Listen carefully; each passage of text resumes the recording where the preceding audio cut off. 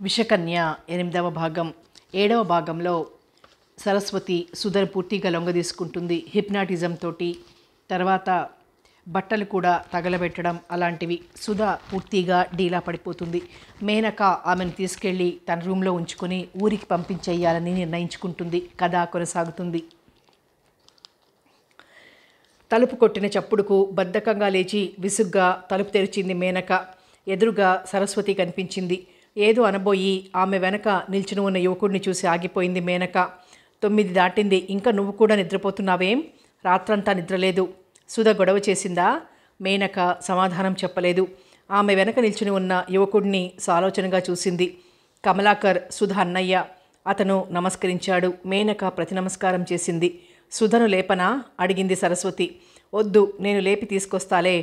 ఒక్కసారి లేచి అన్నను చూసి రియాక్ట్ కావచ్చు అన్నది మేనక. అసలు ఏమైంది? కమలాకర్ మేనకను అడిగాడు. నేను చెప్పానుగా. మేనకను అడగడం ఇష్టం లేనట్టుగా ఉంది సరస్వతి ధోరణి. సుధను మీరు వెంటనే తీసుకెళ్ళండి. ఎవరైనా సైకియాట్రిస్ట్కు చూపించండి. ఆలస్యం చెయ్యొద్దు. ఇక్కడే ఆసుపత్రి సూపరింటెండెంట్కి చూపిస్తే అలా అంటున్నప్పుడు కమలాకర్ కంఠంలో జీర పలికింది. ఇక్కడ వద్దు, యూనివర్సిటీ వాళ్ళందరికీ తెలిసిపోతుంది అన్నది సరస్వతి. సరస్వతి మాట వినిపించుకోనట్టే మేనక అభిప్రాయం కోసం ఆమె ముఖంలోకి చూశాడు. సరస్వతి చెప్పింది నిజమే. విదేశాల్లో ఏ కొంచెం అనుమానం వచ్చినా సైకియాట్రిస్ట్ను కన్సల్ట్ చేస్తారు. మన దేశంలో అలా కాదు. సైకియాట్రిస్ట్ దగ్గర ట్రీట్మెంట్ అంటే పిచ్చిగానే ముద్ర వేస్తారు. ఇక ఆ వ్యక్తిని నార్మల్గా బతకనివ్వరు అన్నది మేనక.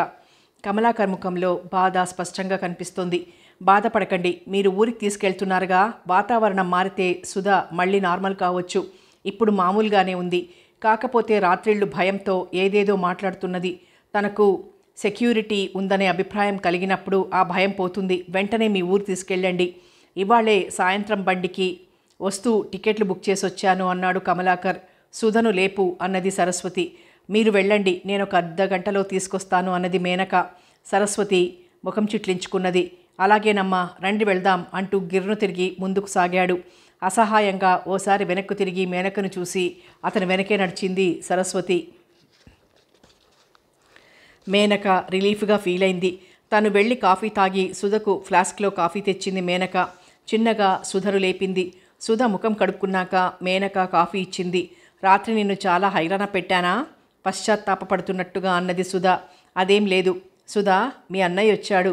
సుధ కాఫీ తాగి కప్పు పక్కన పెట్టాక చెప్పింది మేనక. మా అన్నయ్య ఎందుకొచ్చాడు? ఆశ్చర్యంగా అడిగింది సుధ. నిన్ను తీసుకెళ్ళడానికి అనుకుంటాను. నాకు జబ్బు చేసిందని ఎవరు చెప్పారు? సరస్వతి టెలిగ్రామ్ ఇచ్చిందట. రోగ్, నాకు చెప్పకుండా ఎందుకు అలా చేసింది? సుధ ముఖం ఉద్రేకంతో ఎర్రబడింది. మా అన్నయ్య ఎక్కడా? నీ గదిలోనే ఉన్నాడు. అయితే వస్తాను. సుధా. మేనక పిలుపుకు సుధ ఆగి వెనక్కి చూసింది. రఘుకేం చెప్పమంటావు? నీ ఇష్టం, నీకు ఏం చెప్పాలనిపిస్తే అదే చెప్పు అనేసి గబగబా ముందుకు వెళ్ళిపోయింది సుధ. అలా వెళ్ళిపోతున్న సుధను చూస్తూ పాపం అన్నయ్య ప్రేమించడం ఈ పిచ్చిపిల్లను ప్రేమించాడు గొణుక్కుంది మేనక. ఎందుకొచ్చావు? గడపలోనే నిల్చొని అన్నను చూస్తూ తీవ్రంగా అడిగింది సుధ. సుధ అన్న ముందు అంత తీవ్రంగా ఏనాడూ మాట్లాడలేదు. కమలాకర్ సుధ ముఖంలోకి చూశాడు. పాలిపోయిన ఆ ముఖం, ఆ చూపులు, ఆ నిల్చున్న తీరు తన చెల్లెలు సుధలా అనిపించలేదు. సుధలో మరో వ్యక్తి ఎవరో పరకాయ ప్రవేశం చేసినట్టుగా అనిపించింది. కమలాకర్ కళ్ళల్లో నీరు తిరిగింది. అన్నయ్య అంటూ ఒక్కసారిగా వెళ్ళి అన్న కాళ్ల పక్కన కింద చతికిలబడి అతని మోకాళ్ల మీద తలపెట్టుకుని భోరున ఏడ్చింది. కమలాకర్కు నోట మాట రాలేదు. కొద్ది క్షణాలు చెల్లెలి తలను ఆప్యాయంగా నిమురుతూ కూర్చున్నాడు. ఊరుకోమ్మా, నిన్ను తీసుకెళ్ళడానికే వచ్చాను. నాకెవరో చేతబడి చేశారు వెక్కుతూ అన్నది. ఎవరన్నారు? సరసు. కమలాకర్ సరస్వతి ముఖంలోకి తీవ్రంగా చూశాడు. సరస్వతి తలదించుకున్నది. అలాంటివి ఏమీ లేవమ్మా, అనవసరంగా భయపడ్డావు. ఇవన్నీ భయంలో నుంచి పుట్టుకొచ్చినవే. నిన్న సాయంకాలం ఏం జరిగిందో తెలుసా?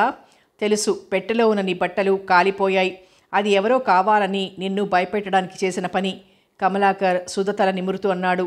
మేనక కూడా అలాగే అన్నది. భావన కూడా అలాగే అన్నది. అన్నముఖంలోకి చూస్తూ అంది. మీరు కూడా మా అతిథిగా హాస్టల్లోనే భోజనం చెయ్యండి అన్నది సరస్వతి మాట మారుస్తూ. అబ్బే ఎందుకు? నాకు ఊళ్ళో కాస్త పనుంది, అది చూసుకుని 2 గంటలకల్లా వస్తాను. సుధా, నువ్వు సామాను సర్దుకుని సిద్ధంగా ఉండు. పరీక్షలు దగ్గరకు వస్తున్నాయిగా. పర్వాలేదు, వచ్చే సంవత్సరం విజయవాడలోనో గుంటూరులోనో చేరి చదువుకోవచ్చును. ఇల్లు దొరికింది. వచ్చే నెలలో వదినొస్తుంది. నా దగ్గరే ఉండి హైదరాబాద్లోనైనా చదువుకోవచ్చును. ఇంత భయంకరమైన వాతావరణంలో ఇంకా కొన్నాళ్ళుంటే నీకు పిచ్చి పడుతుంది. నాకు పిచ్చేమిటి? దాదాపు అరిచినట్టే అన్నది సుధ. కమలాకర్ బిత్తరపోయి సుధ ముఖంలోకి చూశాడు. సుధ ముఖం ఎర్రగా కందగడ్డలా ఉంది. ఆ కళ్ళల్లో ఏదో శూన్యత. నీకు పిచ్చి అనలేదమ్మా. ఈ వాతావరణం ఎవరికైనా పిచ్చి పట్టిస్తుంది అన్నాను. మెత్తగా ఆప్యాయంగా అన్నాడు కమలాకర్. ఆ మూడ్ నుంచి బయటపడటానికి సుధకు కొన్ని నిమిషాలు పట్టింది. ఆ ముఖంలో ఏర్పడిన బిగువు చిన్నగా సడలింది. అమ్మ ఎలా ఉందన్నయ్య? బాగానే ఉంది. నిన్ను కలవరిస్తోంది. టికెట్లు కొన్నావా? ఇవాళే వెళ్దామా? అవునమ్మా. ఏం రేపు వెళ్దామా? నీ ఇష్టం. టికెట్లు క్యాన్సిల్ చేయిస్తాను. వద్దొద్దు, ఇవాళే వెళ్దాం. ఇక్కడ మరో రాత్రి బాబోయ్ ఉండలేను పసిపిల్లల అన్నది సుధ. కమలాకర్కు కళ్ళల్లో నీరు తిరిగింది. 2 గంటలకు వస్తానంటూ లేచి వెళ్ళిపోయాడు. నువ్వు కూడా రారాదు? సుధ సరస్వతిని అడిగింది. అంతవరకు జంకుగా కూర్చుని ఉన్న సరస్వతి ముఖంలో 100 క్యాండిల్స్ బల్బు వెలిగింది. రావాలని ఉంది, కానీ పరీక్షలున్నాయిగా. మరి పరీక్షలు కాగానే వచ్చేస్తావా? రెక్కలు కట్టుకుని వాలిపోను. విమానం రెక్క మీద కూర్చుని వచ్చేయి. పకపక నవ్వింది సుధ. సుధ నవ్వుతూనే ఉంది. పొట్ట పట్టుకొని నవ్వుతున్నది. సరస్వతి గాబరా పడింది. సుధా ఏమిటా నవ్వు? అలా నవ్వకు, నాకు భయం వేస్తోంది. సరస్వతికి నిజంగానే భయం వేసింది. భయమా? ఎందుకు? ఇంకా నవ్వుతూనే ఉంది. కొద్ది నిమిషాలకు అమ్మా అబ్బా అంటూ పొట్ట పట్టుకొని నవ్వాపుకోవడానికి ప్రయత్నించింది. కొద్ది నిమిషాల తర్వాత పూర్తిగా శాంతించింది. ఎందుకు సుధా అలా నవ్వావు? గుర్తు చేయకు బాబు. మళ్ళీ నవ్వు వస్తే నవ్వలేక చచ్చిపోతాను. వస్తున్న నవ్వు బలవంతంగా ఆపుకుంటూ అంది. నిన్ను నిజంగానే విమానం రెక్క మీద ఎగరొస్తున్నట్లుగా చూశాను. కళ్ల ముందు ఆ దృశ్యం సాక్షాత్కరించింది. అందుకే నవ్వొచ్చింది అన్నది సుధా పొట్ట పట్టుకుని. అది సరే గాని వెళ్లే ముందు రఘును చూడవు. ఎందుకు? సరస్వతి సుధ ముఖంలోకి పరిశీలనగా చూసింది. ఊరికి వెళ్తున్నట్టు చెప్పవు. ఎందుకు చెప్పాలి? రఘు ఏమన్నా అనుకుంటే అనుకోనివ్వు. Who cares? నిర్లక్ష్యంగా అన్నది సుధ. సరస్వతి తన సంతోషాన్ని పైకి పొంగకుండా జాగ్రత్త పడుతోంది. నువ్వు అతన్ని ప్రేమిస్తున్నావుగా? అయితే అతను నన్ను ప్రేమించడం లేదు. అతను మోసగాడు. ఎవరు చెప్పారు? ఎవరా? ఏదో గుర్తు చేసుకోవడానికి ప్రయత్నించసాగింది. రఘు మంచివాడు కాడు. నువ్వు అతన్ని ప్రేమించడం లేదా? నేను ప్రేమిస్తున్నాను. నిన్ను ప్రేమించిన వాడిని నువ్వు ప్రేమించడం లేదు. అలాగే. సరస్వతి మాట్లాడలేదు. సుధ సామాను సర్దసాగింది. రైల్లో కిటికీ పక్కగా కూర్చుంది సుధ. సరస్వతి ప్లాట్ఫామ్ మీద నిల్చునుంది. ఆమె కళ్ళల్లో నీరు స్పష్టంగా కనిపిస్తోంది. బండి విజిల్ వేసింది. సెలవులు ఇవ్వగానే వస్తాను, అమ్మను అడిగినట్టు చెప్పు అని సుధ చేతిని అందుకుని ముద్దు పెట్టుకుంది. సుధ గాబరాగా చెయ్యిలాక్కుంది. అన్న కేసు చూసింది.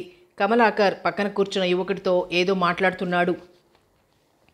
బండి కదిలింది. సరస్వతి కన్నీటితో సుధను సాగనంపింది. సుధకు కూడా సరస్వతి ప్లాట్ఫామ్ మీద వెనక్కి వెళ్ళిపోతుంటే తను బండిలో ముందుకు వెళ్ళిపోతున్నందుకు దుఃఖం వచ్చింది. సుధ కిటికీలో నుంచి తల బయటపెట్టి దూరంగా చెయ్యి ఊపుతున్న సరస్వతిని చూస్తోంది. ఇక చాలే, తల లోపలికి తీసుకో, కళ్ళల్లో బొగ్గు పడగలదు అన్నాడు కమలాకర్ విసుగ్గా. సుధ చివ్వున తల లోపలికి తీసుకుంది. సర్దుకుని కూర్చుంది. ఆమెకు తెలియకుండానే కళ్ళల్లో తిరిగిన నీరు చెంపల మీదుగా జారిపోతున్నాయి. కళ్ళు తుడుచుకో, కమలాకర్ అన్నాడు విసుగ్గా. మరో సుధ 2 చేతులతో పసిపిల్లల ముఖం తుడుచుకుంది. తను ఏడవడాన్ని అన్న గమనించినందుకు సుధకు సిగ్గుగా అనిపించింది. సుధకు ఎదురుగా ఉన్న బర్త్ మీద ఓ లావుపాటి స్త్రీ కిటికీ దగ్గర కూర్చుని బయటికి చూస్తోంది. ఆమె మెడ నిండా చేతుల నిండా బంగారమే. మనిషి 3 సున్నాలు చుట్టినట్లుగా ఉంది. కమలాకర్ తన పక్కన కూర్చున్న యువకుడితో పాలిటిక్స్ మాట్లాడుతున్నాడు. 2 మగవాళ్లు కలుసుకుంటే పాలిటిక్స్ తప్ప మరో విషయం మాట్లాడుకోరా? వాళ్ల సంభాషణ బోరుగా అనిపించింది. అనకాపల్లిలో 2 హిప్పీలెక్కారు. వాళ్ల వేషాలు చిత్రంగా ఉన్నాయి. సుధ ఎదురుగా ఉన్న బర్త్ మీద లావుపాటి స్త్రీ పక్కగా ఉన్న 2 ఖాళీ సీట్లలో కూర్చున్నారు. వాళ్ళు కూర్చోగానే ఆ స్త్రీ ఒక్కసారి వాళ్ళ వంక చూసి ముఖం చిట్లించింది. పైట కొంగు ముక్కు కడ్డం పెట్టుకుని బయటికి చూడసాగింది. సుధ వాళ్లను పరిశీలనగా చూసింది. 2 ఆడవాళ్ళలాగే ఉన్నారు. వేషాల్ని చూసి ఆడో మగో నిర్ణయించడం కష్టమే, కానీ ముఖాలు చూస్తే ఆడవాళ్ళని తెలిసిపోతుంది. అందులో ఒక అమ్మాయి సన్నగా నాజూకుగా ఉంది. రెండో అమ్మాయి ఎత్తుగా బొద్దుగా కొంచెం మొరటగా ఉంది. వాళ్ళ బట్టలు మురికిగా ఉన్నాయి. వాళ్ళ వళ్ళు మురికిగా ఉంది. అందమైన పొడవాటి చేతివేళ్లకున్న గోళ్ల నిండా మురికి, ముఖం మీద మురికి, మెడ కింద మురికి చారికలు, మెళ్ళో లావుపాటి పూసల దండలు, ప్యాంట్లు అక్కడ కూడా చిరుగులు పట్టున్నాయి. వారి ముఖాల్లోకి చూసింది సుధ. ముఖాల్లో ఎలాంటి విచారం లేదు. వాళ్ల కళ్లల్లో నిర్లిప్తత, ముఖాల్లో ప్రశాంతత. హిప్పీలిద్దరూ సుధను చూస్తున్నారు. Beautiful girl. లావుపాటి అమ్మాయి సుధను అదోలా చూస్తూ అన్నది. సుధ తుళ్ళిపడింది. ఒక్కోసారి సరస్వతి తనలాగే చూస్తుంది. రెండో అమ్మాయి సమాధానం ఇవ్వలేదు. వాళ్ళు ఏ దేశం వాళ్ళో సుధకు అడగాలనుంది, కానీ అన్నయ్య ఏమంటాడోనని భయపడింది. వాళ్లను చూడండి, కమలాకర్ పక్కన కూర్చున్న యువకుడు అన్నాడు. ఆధునిక సంస్కృతికి పుట్టిన వికృత శిశువులు. ఈ మాటలు నావి కావనుకోండి, ఎవరన్నారో బాగా గుర్తులేదు, కానీ వీళ్లను చూస్తుంటే ఆ మాటల్లోని సత్యం బోధపడుతుంది అన్నాడు కమలాకర్. సుధ ఆశ్చర్యంగా అన్నను చూసింది. అవును, వీళ్లకు పాత విలువల మీద అసహ్యం, కొత్త విలువలు ఎలా ఉండాలనే ఒక అభిప్రాయం లేదు, ఒక ధ్యేయం లేదు. జీవితం నుంచి పలాయనం, పాత కొత్త కలయికల ఈ సంధియుగంలో ఇలాంటి వింత మనుషులు పుట్టుకొస్తున్నారు. కమలాకర్ పక్కన కూర్చున్న రవీంద్ర అన్నాడు. లావుపాటి హిప్పీ సన్నగా ఉన్న హిప్పీ మీదకి వంగి ఏదో అంటోంది. సన్నటి పిల్ల సిగ్గుపడిపోతోంది. అచ్చంగా భర్త ఏదైనా కొంటమాట అంటే భార్య సిగ్గుపడిపోయినట్టే ఆ సన్నటి పిల్ల సిగ్గుపడుతోంది.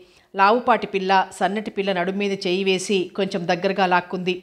సుధకది చూస్తుంటే మనసులో ఏదో కెలికినట్టుగా అయింది. పైకి లేస్తున్న భావాలను అణుచుకోవడానికి సతమతమైపోతున్నది. వాళ్ళ పక్కన కూర్చున్న స్త్రీ మధ్య మధ్య తన పక్కన ఉన్న హిప్పీలను ఏవగింపుగా ముఖం పెట్టి చూస్తోంది. హిప్పీ అమ్మాయిలు ఒకరి కళ్ళల్లోకి ఒకరు చూసుకుంటున్నారు. ముసిముసిగా నవ్వుకుంటున్నారు. సన్నటి అమ్మాయి సంచిలో నుంచి చిన్న బ్రెడ్ ప్యాకెట్ తీసింది. ఆ బ్రెడ్ ఒక కర్చీఫ్లో మూటగా కట్టుంది. ఆ కర్చీఫ్ కూడా బోరడంత మురికిగా ఉంది. సన్నటి అమ్మాయి బ్రెడ్ ముక్కలకు వెన్న రాసి లావుపాటి అమ్మాయికి అందిస్తున్నది. లావుపాటి అమ్మాయి తింటున్నది. ఆమె తినడం అయ్యాక సన్నటి అమ్మాయి కూడా తిన్నది. కిటికీ పక్కగా ఉన్న స్త్రీ నిద్రతో ఊగుతున్నది. కమలాకర్ పేపర్ చూసుకుంటున్నాడు. రమేష్ సుధలాగే ఆ ఇద్దరు హిప్పీల చర్యల్ని కుతూహలంగా గమనిస్తున్నాడు. మీరే దేశం నుంచి వచ్చారు? రమేష్ అడిగాడు. ఆస్ట్రేలియా. లావుపాటి హిప్పీ. ఎక్కడికి వెళ్తున్నారు? బొంబాయి. అక్కడ కొంతకాలం ఉండి గోవా వెళ్తాం. మీరిద్దరు స్నేహితులా? కాదు. సన్నగా ఉన్న అమ్మాయిని చూస్తూ నవ్వుతూ లావుగా ఉన్న అమ్మాయి రమేష్కు సమాధానం ఇచ్చింది. అక్క చెల్లెళ్ళా అనుకోకుండా అడిగింది సుధా. కమలాకర్ పేపర్లో నుంచి తల బయటికి తీశాడు. పేపర్ మడిచి పక్కన పెట్టాడు. కాదు. మరి? రమేష్ కుతూహలంగా అడిగాడు. భార్యాభర్తలం. కమలాకర్, రమేష్ తుళ్ళిపడ్డారు. సుధా బిత్తరపోయి చూసింది.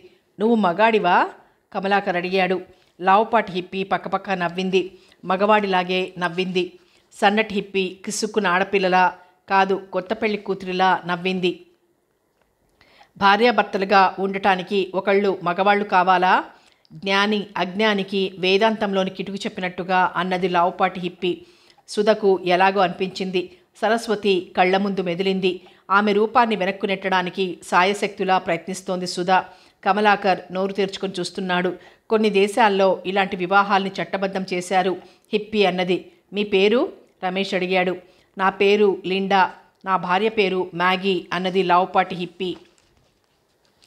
సుధకు అచ్చం ఆ మాటలు సరస్వతి అంటున్నట్టుగా అనిపించింది. కిటికీల నుంచి బయటికి చూడసాగింది. అలా చూస్తూనే శ్రద్ధగా వారి సంభాషణ వింటున్నది. ఈ అసహజమైన బ్రతుకెందుకు? యువకుల్నే పెళ్లి చేసుకోవచ్చుగా. కమలాకర్ మాటలు సుధ వీపు మీద కంకరరాళ్లల్లా తగిలాయి. అసహజమా? ఏది అసహజం? ఆడ మగ, పెళ్ళి, పిల్లలు, వాళ్లకు జబ్బులు, మళ్ళీ వాళ్లకు పెళ్ళిళ్ళు. రొటీన్ బతుకు. అందులో థ్రిల్ ఏముంది? ఇద్దరు ఆడవాళ్లు కానీ ఇద్దరు మగవాళ్ళు కానీ భార్యాభర్తలుగా జీవించడంలోనే ఉంది థ్రిల్. మేము మానవ జాతి చరిత్రలోనే కొత్త విలువల్ని ప్రవేశపెడుతున్నాం అన్నది లిండా.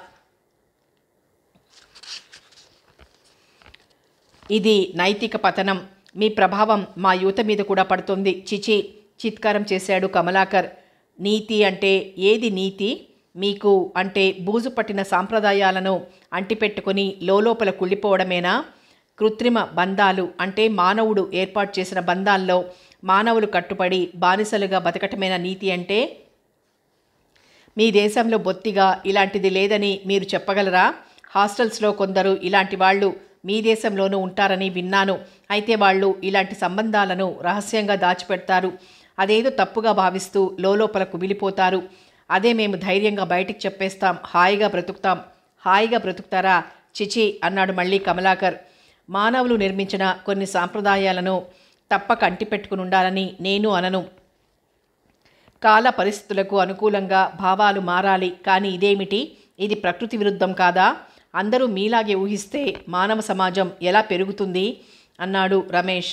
కుటుంబ వ్యవస్థే దెబ్బతింటుంది అన్నాడు కమలాకర్. ఎవడికి కావాలి కుటుంబం? ఇల్లు అనే ఈ 4 గోడల మధ్య మనిషిని బంధిస్తుంది కుటుంబం. ఆ బంధం వాళ్ల కాళ్లకు కట్టేసి బంధించినట్టు వాళ్లకే తెలియదు. Poor people. మగవాడు బయటికి వెళ్తాడు, కష్టపడతాడు, సాయంత్రం అయ్యేసరికి ఇంటికి చేరతాడు. పశువులు అలవాటుగా పొలం నుంచి ఇంటికి వచ్చి కటుగొయ్య దగ్గరికి వచ్చి నిలబడ్డట్లు. పశువుకు మనిషికి భేదమేమిటి? మేమందుకే ఆ బంధాన్ని తెంచేశాం. భావితరాలకు మార్గదర్శకం అవుతాం. ఇవాళిక్కడున్నాం, రేపెక్కడో ఉంటాం. మాకు ఇళ్ళక్కర్లేదు. ఎక్కడైనా బతకగలం. ప్రకృతి ఒడిలో ప్రకృతి బిడ్డలుగా బతకగలం. మేము సర్వస్వతంత్రులం. స్వేచ్ఛావాయువులు పీలుస్తూ హాయిగా బ్రతుకుతాం.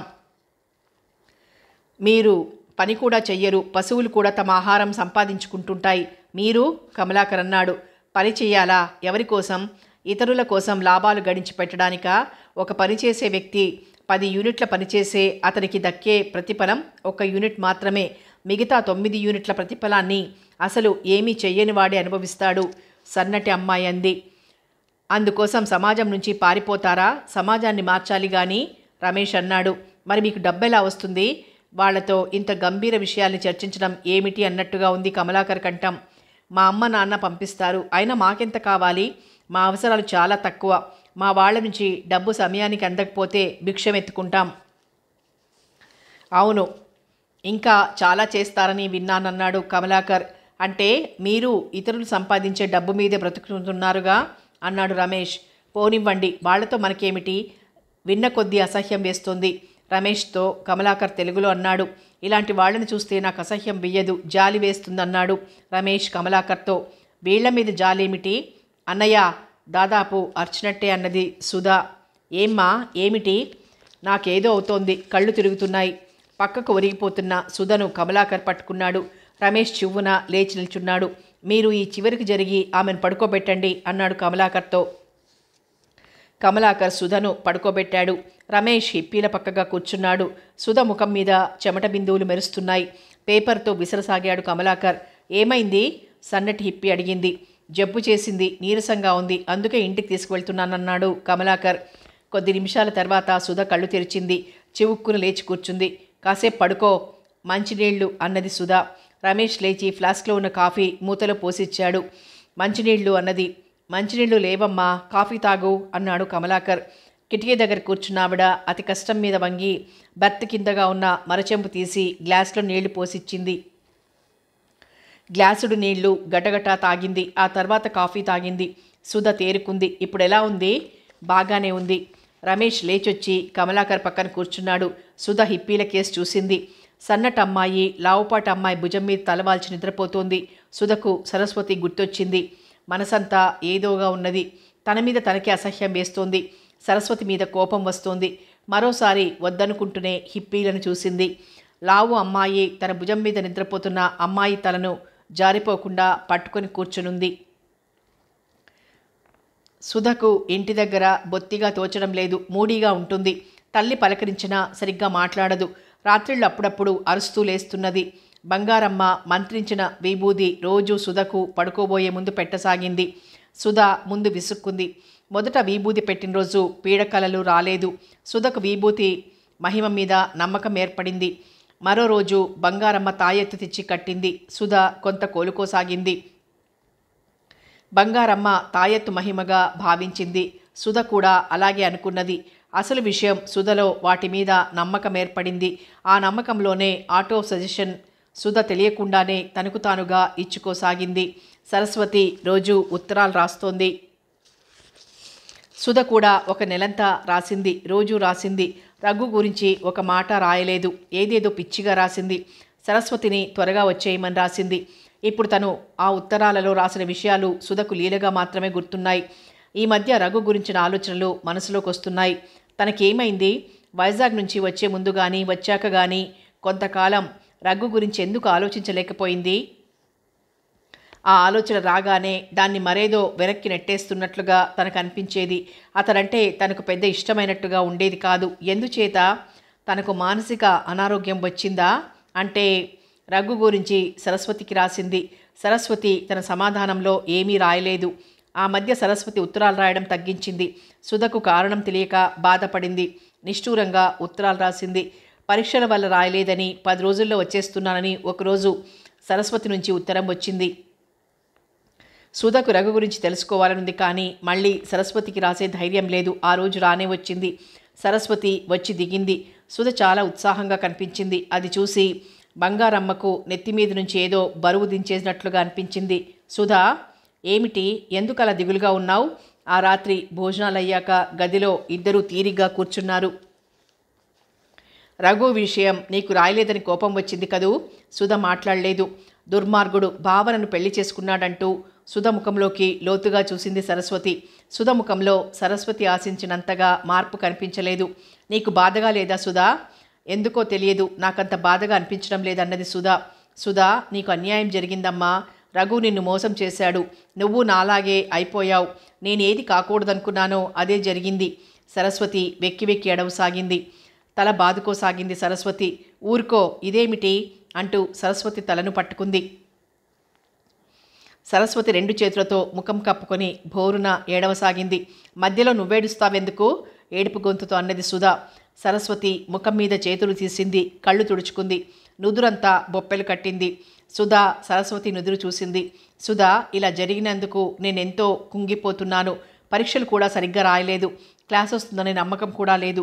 నీకు ఈ వార్త ఎలా చెప్పడమా అని మదన ఒకవైపు, నీ జీవితం కూడా నా జీవితంలాగే అయిందనే బాధ మరోవైపు అంటూ ఆగి సుధ ముఖంలోకి చూసింది.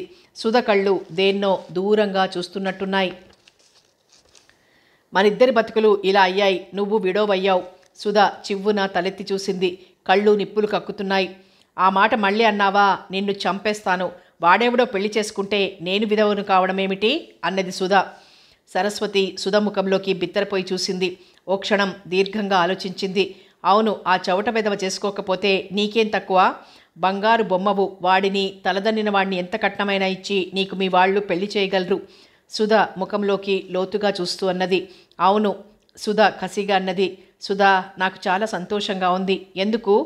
నువ్వు ఈ విషయాన్ని ఇంత తేలిగ్గా తీసుకోగలిగినందుకు.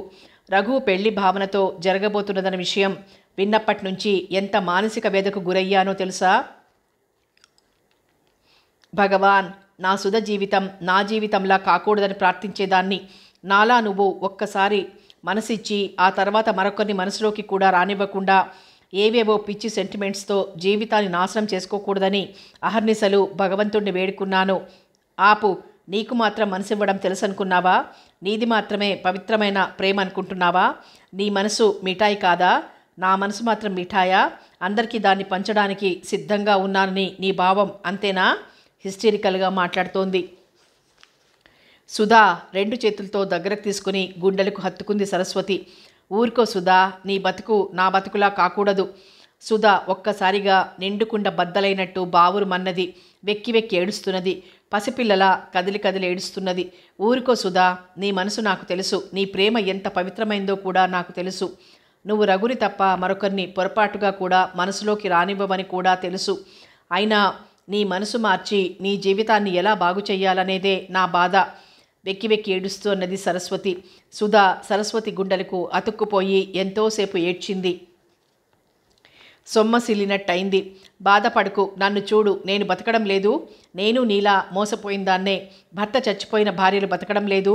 పడుకో, నిద్రపో, ప్రశాంతంగా పడుకో అంటూ సుధను సున్నితంగా మంచం మీద పడుకోబెట్టింది. సుధకు ఏడ్చే ఓపిక లేదు. ఆలోచించే స్థితిలో లేదు. సరస్వతి లేచి వెళ్ళి తన పెట్టెలోంచి ఒక మాత్ర తీసి గ్లాసుతో మంచినీళ్లు తెచ్చింది. సుధా, లేమ్మా, ఈ మాత్ర వేసుకొని పడుకో. సుధా యాంత్రికంగా లేచింది.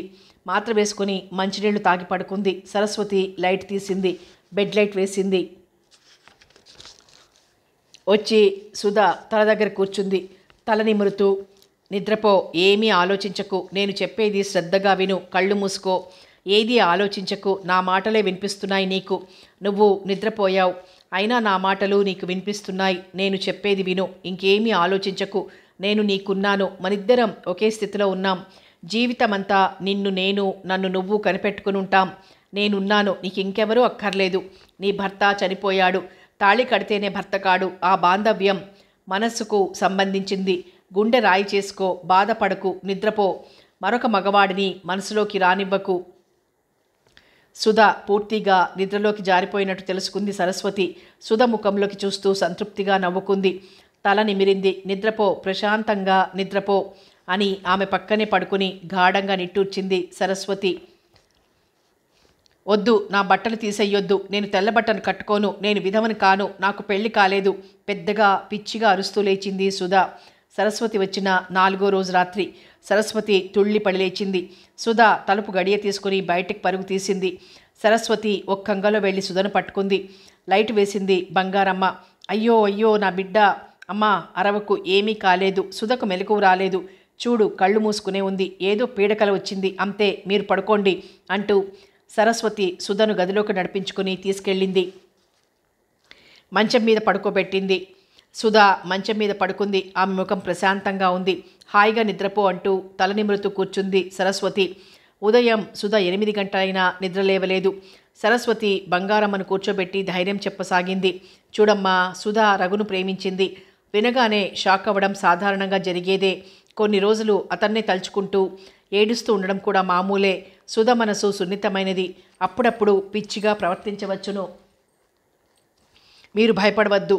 సుధను మామూలు మనిషిని చేసే పూచి నాది. అన్నయ్యకు కూడా ఈ విషయం చెప్పొద్దు. ఇప్పుడిప్పుడే సుధకు పెళ్లి ప్రయత్నాలు చేయకండి. విజయవాడలో BA చదివిద్దాం. నేను కూడా అక్కడే ఉద్యోగం చూసుకుంటాను. సుధను చిన్నగా పెళ్లి కొప్పించే బాధ్యత నాకు వదిలేయండి. ఏమో తల్లి, నాకు భయంగా ఉంది.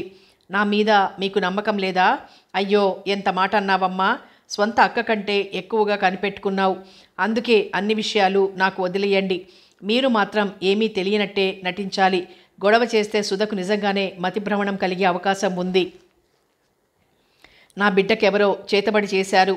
ఆ సంగతి నేను చెబుతున్నానుగా.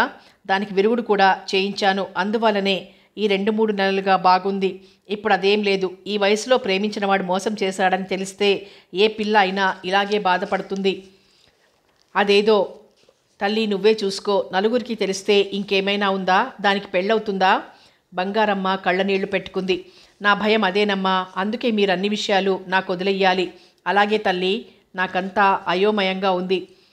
సుధను లేపుతానంటూ సరస్వతి సుధ గదిలోకి వెళ్ళింది. సుధ నిద్రలేచింది. ఒళ్ళు విరుచుకుంది. సరస్వతిని చూసి అదోలా నవ్వింది. ఆ నవ్వు చూసి సరస్వతికి కూడా కొంచెం భయం వేసింది. లే సుధా, లేచి ముఖం కడుక్కో. సుధా ముఖం కడుక్కుంది. కాఫీ తాగింది. స్నానం చేసింది. టిఫిన్ తిన్నది. ఆమె అన్ని పనులు యాంత్రికంగా చేస్తున్నట్లు తోచింది సరస్వతికి. సుధా, రాత్రి నీకేదైనా కలొచ్చిందా? లేదే. ఏదో గుర్తు చేసుకునే ప్రయత్నంలో పడింది. నువ్వు గడియ తీసుకుని బయటికి వెళ్ళావా? నేనా? లేదే. ఏమలా అడుగుతున్నావు? ఏం లేదు, నాకు పీడకల వచ్చిందిలే. ఏమని? నువ్వు అరుస్తూ లేచి బయటకు పరిగెత్తినట్లు, నేను నిన్ను పట్టుకున్నట్టు. అదేమిటి? రాత్రి నువ్వు బంగారమ్మ ఏదో చెప్పబోయింది. అమ్మా, నాకు కప్పు కాఫీ కావాలి. బంగారమ్మను కళ్ళతోనే వారిస్తూ అన్నది సరస్వతి. అలాగే అంటూ లేచింది బంగారమ్మ. అమ్మా, నాకు కూడా అన్నది సుధా. అలాగే తల్లి, వస్తున్న దుఃఖాన్ని దిగమింగుకుంటూ అన్నది. అమ్మ ఎందుకు అదోలా ఉంది? బాగానే ఉందిగా. ఆ తర్వాత ఏమిటి? అదే, నేను బయటికి పరిగెత్తాను, నువ్వు పట్టుకున్నావు నవ్వుతూ ప్రశ్నించింది సుధా. తీసుకొచ్చి మంచం మీద పడుకోబెట్టాను. సుధా కిలకిలా నవ్వింది. ఆ కళ ఎంత స్పష్టంగా వచ్చిందంటే తెల్లవారి అది నిజమా లేక కళ అనే అనుమానం వచ్చింది నాకు. బాగుంది, థ్యాంక్ గాడ్ అన్నది సరస్వతి. ఏమొచ్చింది గాడ్కు థ్యాంక్స్ చెప్తున్నావు? రాత్రి నువ్వు పడిన బాధ చూస్తుంటే ఇంత త్వరగా కోలుకుంటామనుకోలేదు అన్నది సరస్వతి. సుధ ముఖంలో వెంటనే మార్పు కనిపించింది. కళ్ళల్లో నీడలు పారాడాయి. అక్కడి నుంచి లేచి వెళ్ళిపోయింది. కాఫీ తెచ్చింది బంగారమ్మ. సుధ ఏది? గదిలో ఉంది, నాకివ్వు, నేను ఇస్తానంటూ 2 చేతులతో 2 కప్పులు తీసుకుని సరస్వతి సుధ గదిలోకి వెళ్ళింది. సుధ మంచం మీద బోర్లా పడుకుని ఉంది. దిండులో ముఖం దూర్చి వెక్కి వెక్కి ఏడుస్తున్నది. సరస్వతి చేతిలోని కప్పులు టేబుల్ మీద పెట్టింది. సుధ తల దగ్గర కూర్చుని తల నిమురుతూ, సుధా, ఏమిటమ్మా? మళ్ళీ ఊరుకో, మన బతుకంతా ఏడుపే. ఇలాంటి బాధను గుండెల్లోనే దాచుకోవాలి. అమ్మకు అనుమానం రాకూడదు. అమ్మకు తెలిస్తే ఎంత బాధపడుతుందో ఆలోచించు. ఆమె ఆశలన్నీ నీ మీదే. నీ బతుకు ఇలా అయిందని తెలుసుకుంటే ఆమె బతుకుతుందా? ఆమె కోసం నువ్వు ధైర్యంగా ఉండాలి. లే. గోముగా తలనిమురుతూ అన్నది సరస్వతి. సుధ లేచి కూర్చుంది. కళ్ళు తుడుచుకుంది. సరస్వతి అందించిన కాఫీ తాగింది. సుధతో పాటు సరస్వతి వాళ్ళ ఊళ్ళోనే ఉండి ఉద్యోగ ప్రయత్నాలు ప్రారంభించింది. చివరికి విజయవాడలోనే ఒక కాలేజీలో టెంపరరీగా అసిస్టెంట్ లెక్చరర్ ఉద్యోగం వచ్చింది. సరస్వతి పరీక్షలు బాగా రాయలేనని చెప్పింది. కానీ ఆమె ఫస్ట్ క్లాస్లో మంచి మార్కులతో పాస్ అయింది. సుధకు తల్లి, అన్నయ్య సంబంధాలు చూడసాగారు. కానీ సుధ పెళ్లి చేసుకోనని ఖచ్చితంగా చెప్పింది. బిఏ పూర్తి చెయ్యాలని పట్టుబట్టింది. సుధ అన్నయ్య 2-3 సార్లు వచ్చాడు. సరస్వతి అక్కడే తిష్ట వేసుకుని కూర్చోవడం అతనికి నచ్చలేదు.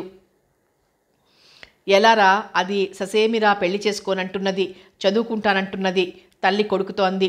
ఆ సమయంలో బంగారమ్మ తమ్ముడు కూడా అక్కడే ఉన్నాడు. ముందా మహాతల్లిని పంపించేయి, అంతవరకు నీ కూతురు ఎవ్వరి మాట వినదు విసుగ్గా అన్నాడు కమలాకర్. నా ఉద్దేశం కూడా అదే అన్నాడు బంగారమ్మ తమ్ముడు. పాపం మధ్యలో ఆపిల్ల ఏం చేసిందిరా?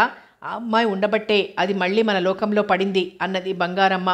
అది నిజమేనేమో అనుకున్నాడు కమలాకర్. 4 రోజులు ఆ అమ్మాయి ఊరికి వెళ్తే ఇది మళ్ళీ అదోలా తయారైంది. అన్నం మానేసింది. ఎప్పుడూ ఏదో ఆలోచిస్తూ కూర్చునేది. రాత్రిళ్ళు పిచ్చిగా అరుస్తూ లేవడం.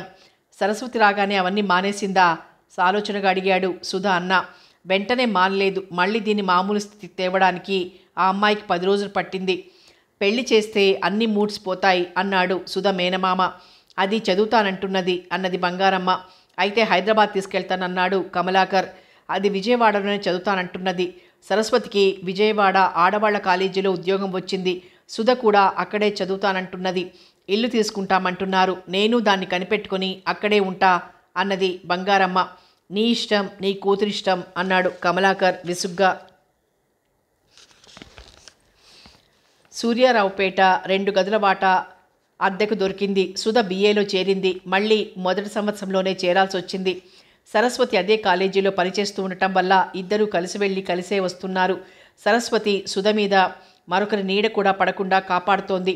సుధ చుట్టూ రక్కసి పొద వేసింది. సుధ దాన్ని దాటడానికి భయపడుతోంది. సుధకు అలా దాటాలనే కోరిక కూడా పెద్దగా లేదు. తన గురించి తను ఆలోచించుకోనక్కర్లేదు. అన్నీ సరస్వతే చూసుకుంటున్నది. సుధ ఒక రకంగా సోమరిగా కూడా తయారైంది. ప్రతి చిన్న విషయానికి సరస్వతి మీదే ఆధారపడసాగింది. సరస్వతి అంటే అంతకు ముందు కలిగే చిరాకు కూడా ఇప్పుడు కలగడం లేదు. సుధకు ఎలాంటి చీరలు బాగుంటాయో కూడా సరస్వతే ఎంపిక చేస్తుంది. బంగారమ్మకు సరస్వతి మీద ఎక్కడలేని అభిమానం. సుధ గురించిన బెంగ ఇప్పుడు ఆమెకు లేదు. ఆమె యోగక్షేమాలన్నీ సరస్వతికే వదిలేసింది. వేసవి సెలవులకు సుధ, బంగారమ్మ హైదరాబాద్ వెళ్లారు. సరస్వతి అక్క దగ్గరకు వెళ్ళింది. సుధ హైదరాబాద్ వెళ్ళడం సరస్వతికి ఇష్టం లేదు. తను కూడా వెళ్లాలని చూసింది. కానీ కమలాకర్ రమ్మని పిలవలేదు. బంగారమ్మకు కొడుకుతో ఆ అమ్మాయిని కూడా తీసుకెళ్దామని చెప్పే ధైర్యం లేదు. అతనికి సరస్వతి అంటే గిట్టదని ఆమెకు తెలుసు. సుధకు మాత్రం హైదరాబాద్ సరస్వతి లేకుండానే వెళ్లాలనిపించింది. కాలేజీలు తెరిచారు. సుధ హైదరాబాద్ నుంచి వచ్చింది. సరస్వతి వారం రోజుల ముందే వచ్చేసింది. సుధ తను హైదరాబాద్లో కొనుక్కున్న చీరలు చూపించింది. ప్రతి చీరకు ఏదో వంక పెట్టింది సరస్వతి. సుధకు చిరాకు వేసింది. ఈసారి కాలేజీలో చేరాక సుధ తన క్లాస్మేట్స్ కొందరితో స్నేహం చేయడం, వాళ్లను తన ఇంటికి పిలవడం మొదలుపెట్టింది. సుధలో వస్తున్న మార్పు సరస్వతికి పిచ్చెక్కిస్తున్నది. సృష్టిలోని ప్రతి ప్రాణి తనను తను దుఃఖం నుంచి రక్షించుకోవాలని చూస్తుంది. అది ప్రకృతి సహజంగా ప్రాణికి లభించిన వరం. అందువల్లనే ఎంత దుఃఖాన్నైనా క్రమంగా మానవుడు మర్చిపోగలుగుతున్నాడు. అతి సన్నిహితులను కోల్పోయి కూడా బతకగలుగుతున్నాడు. సుధకు ఇప్పుడు సరస్వతి రఘుని గురించి గుర్తు చేస్తే చిరాకేస్తోంది. అయినా సరస్వతి పడుకోబోయే ముందు ఏదో విధంగా రఘు ప్రస్తావన తెస్తూనే ఉంటుంది. సుధకు అన్యాయం జరిగినట్లు సుధ మనసులో లోతుగా నాటాలని ప్రయత్నం చేస్తూనే ఉంది. ఎందుకు రోజు రఘుని గురించి మాట్లాడి మానిపోతున్న గాయాన్ని రేపుతావు అన్నది విసుగ్గా ఓ రోజు సుధ. పిచ్చి పిల్ల, అది మానే గాయం కాదు. ఒకవేళ అది మానిపోయిందే అనుకో, అది ప్రేమ కాదు. అంటే నువ్వు రఘును ప్రేమించలేదు, కేవలం వ్యామోహం మాత్రమే. వ్యామోహానికి లొంగేవాళ్ళు చంచల మనస్కులు. ఎంతమందితోనైనా ఫ్లర్ట్ చేయగలరు. స్టాప్ ఇట్, దాదాపు అర్చినట్టే అన్నది సుధ. నువ్వు మారిపోతున్నావు. సుధ మాట్లాడలేదు. నువ్వు రఘును పూర్తిగా మర్చిపోయావు. అవును, మర్చిపోయాను. అయితే ఏమంటావు? సరస్వతి సుధ ముఖంలోకి తీవ్రంగా చూసింది. ఏమిటలా చూస్తావు? నువ్వు పూర్తిగా మారిపోయావు. స్నేహితులు కూడా ఎక్కువైనారు. ఆ రాజేశ్వరితో ఏమిటో అంత అనుబంధం. నీ అనుబంధం లాంటిది మాత్రం కాదులే. కసిగా అన్నది సుధ. ఆ రాత్రే చాలా కాలానికి సుధకు పీడకల వచ్చింది. అరుస్తూ అర్ధరాత్రి లేచింది. లేదు లేదు, నేను రఘుని తప్ప మరొకరిని ప్రేమించలేను. నా ప్రేమ పవిత్రమైనది. మరో మగవాడికి నా మనసులో స్థానం లేదు. నేను విడోను. నాకు పెళ్ళైపోయింది అంటూ పలవరిస్తూ లేచి కూర్చుంది.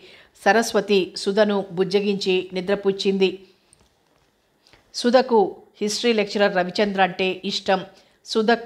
సుధను అతను వీలు చిక్కినప్పుడల్లా పలకరిస్తాడు. అతని కళ్ళల్లో ఆరాధనాభావం ఉన్నట్టుగా పసిగట్టింది సుధ. సుధ మనసు తనకు తెలియకుండానే అతని వైపుకు మొగ్గసాగింది. అతను ఎక్కువగా లైబ్రరీలో కనిపిస్తాడు. అతనంటే ఆ కాలేజీలో విద్యార్థులకు చాలా గౌరవం. సుధ ఒకరోజు లైబ్రరీలో పుస్తకం వెతుక్కుంటూ ఉండగా రవిచంద్ర వచ్చాడు. ఏం పుస్తకం కావాలి? ఏదైనా మంచి నవల. మరి మీరు ఇంత సిగ్గుపడుతూ ఉంటారేం? ఈ రోజుల్లో ఆడపిల్లలు ఎలా హాయిగా కులాసాగా ఉంటారో రోజు చూస్తున్నారుగా. మిమ్మల్ని చూస్తుంటే నత్త గుర్తొస్తుంది. సుధ ముఖం రోషంతో ఎర్రబడింది. నత్త ఎప్పుడు షెల్ లోపలే ఉంటుంది. ఎప్పుడైనా బయటికి తలపెట్టినా తన దగ్గరకు మరో ప్రాణి వస్తే వెంటనే లోపలికి ముడుచుకుపోతుంది. అదే ప్రపంచం అనుకుని సంతృప్తి పడుతుంది. సారీ, కోపం వచ్చిందా? సుధ మాట్లాడలేదు. ఏం నవల కావాలి? ఏదైనా. ప్రైడ్ అండ్ ప్రిజుడీస్ చదివారా? చదవలేదు. ఇది చదవండి అంటూ సుధకు నవల తీసిచ్చాడు రవిచంద్ర. తెలుగు నవలలు బాగా చదువుతారా? తలూపింది సుధ. పరీక్షలు దగ్గరకు వస్తున్నాయిగా, నవలలు ఎందుకు? సుధ మాట్లాడలేదు. అతనంత చనువుగా మాట్లాడుతుంటే సుధకు ఎలాగో ఉంది. బాగుంది, బాగాలేదు, తమాషా అనుభూతి. మిమ్మల్ని ఒక మాట అడగొచ్చా? ఏమిటి? చివ్వున తలెత్తి చూసింది. ఎప్పుడు ఎందుకలా దిగులుగా ఉంటారు అని ప్రశ్నించాడు. సుధ సమాధానం చెప్పలేదు. కానీ ఒక రకమైన సంతృప్తి కలిగింది. అంటే తను నిజంగా చాలా దిగులుగా ఉంటుందన్నమాట. స్వప్న మేడం కూడా అదే మాట అన్నది. తను రఘును ప్రేమించింది. సరస్వతి అన్నట్టు స్త్రీ జీవితంలో ఒకేసారి తన మనసును పారేసుకుంటుంది. ఆ తర్వాత అది తన దగ్గర ఉండదు. ఏమిటి ఆలోచిస్తున్నారు? ఏమీ లేదు, వస్తానండి. పుస్తకం తీసుకొని లైబ్రేరియన్ దగ్గరకు వెళ్ళింది. రవి తననే వెనక నుంచి చూస్తున్నట్టు సుధ కనిపించింది. సుధ ఇంటికి వచ్చేసరికి సరస్వతి ఇదిగో అన్నయ్య దగ్గర నుంచి ఉత్తరం వచ్చిందంటూ అందించింది. సుధ తెరిచి చదవసాగింది. సరస్వతి ఆమె ముఖంలోకి చూస్తూ కూర్చుంది. సుధ తల్లి కోడలికి ఆరోగ్యం బాగాలేదంటే హైదరాబాద్ వెళ్ళింది. ఏం రాశాడు? మామూలు విషయాలే. నిర్లక్ష్యంగాని తన గదిలోకి వెళ్ళిపోయింది. సరస్వతి అదోలా సుధ ముఖంలోకి చూసి వంటగదిలోకి వెళ్ళింది. సుధ అన్న రాసిన విషయాల గురించి ఆలోచించసాగింది.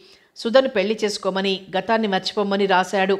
అలాంటి అనుభవాలు టీనేజ్లో ప్రతి ఒక్కరికి తటస్థపడుతూనే ఉంటాయని, అంత మాత్రానికే జీవితం అంతా ఏడుస్తూ వృధా చేసుకోవడం మూర్ఖత్వమని రాశాడు. అన్న రాసిన దాంట్లో నిజం లేకపోలేదనిపించింది. భోజనానికి రా, సరస్వతి పిలిచింది. సుధ యాంత్రికంగా లేచి వెళ్ళి డైనింగ్ టేబుల్ ముందు కూర్చుంది. సుధ అన్యమనస్కంగా భోజనం చేస్తోంది. సరస్వతి కూడా గంభీరంగా ఉన్నది. భోజనం చేసి సుధ పడుకొని గుడ్ ఎర్త్ తెరిచింది. రవి కళ్ళ ముందు మెదిలాడు. సరస్వతి వచ్చి పక్క మంచం మీద పడుకోవడానికి కూడా గమనించలేదు. అన్నయ్య ఏం రాశాడు? పెళ్లి చేసుకోమని రాశాడా? సుధ చివ్వున లేచి కూర్చుంది. నువ్వు ఉత్తరం చదివావా? నేనెందుకు చదువుతాను? మరి నీకెలా తెలిసింది? నువ్వంతగా ఆలోచిస్తుంటే ఊహించాను. కాదు, ఉత్తరం చదివావు. నీ బుద్ధి నాకు తెలియదా? సరస్వతి సుధకు బాగా కోపం వస్తే మాట్లాడదు. మాట్లాడవేం? సరస్వతి ఏడవసాగింది. ఎందుకలా ఏడుస్తావు? విసుగ్గా అన్నది. నీ ఉత్తరం నేను చదవలేదంటే నమ్మవేం? మొక్కు చీదేసింది. సుధకు సరస్వతి ఉత్తరం చదివే ఉంటుందని నమ్మకంగా ఉంది. కవరు ప్రత్యేకంగా జిగురుతో అంటించి ఉండడం గుర్తుకొచ్చింది. అయినా ఎక్కువ సాగదీయడం ఇష్టం లేక, సరే పోనీ, ఇంతలోకి ఏడవాలా అన్నది సుధ. అన్నయ్యకు ఏం రాస్తావు సమాధానం? ఏదో రాస్తాన్లే అన్నది సుధ. నీలో మార్పు కనిపిస్తోంది. రఘును క్రమంగా మర్చిపోతున్నావు. ఉత్సాహంగా కనిపిస్తున్నావు. అంటే నేనెప్పుడు ఏడుస్తూ కూర్చోవాలనా నీ ఏడుపు? అదేమిటి సుధా అలా అంటావు?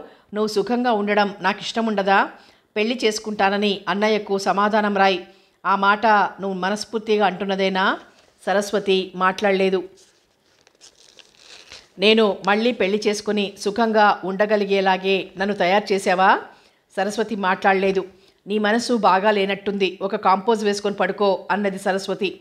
ఒకటి చాలదు, రెండివ్వు అన్నది సుధ. సరస్వతి కాంపోజ్ ఇచ్చింది.